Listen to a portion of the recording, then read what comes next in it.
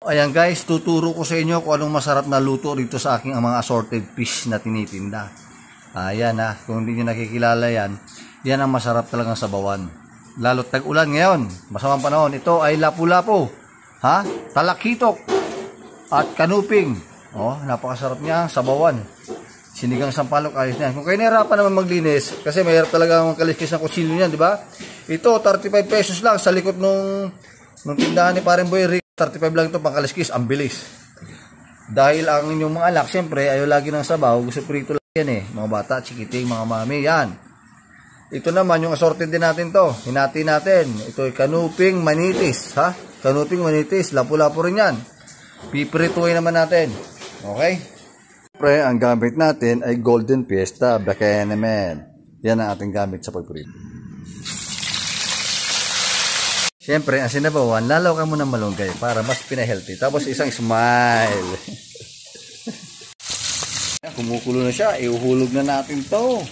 Tamang-tama sa tag-ulan. Wow, sarap. Talakitok. Isang kulo lang yan. Huwag nyo masyadong papatagalin. Madudurog yan. Isabay na natin ang okra na ating binuraot sa kapitbahay. Libre yan. Honor! Sinigang! Bacanamen!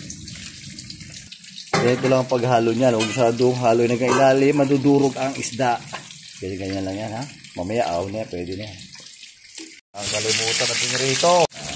Pagtulong mo ng asawa mo, lagyan na ang malunggay. Ayos yan.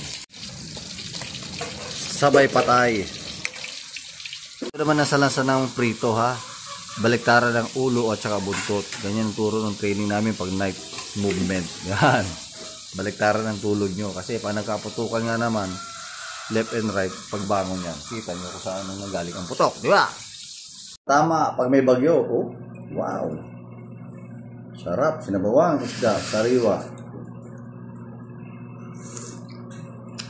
Sarap. Pwede. Order na kayo.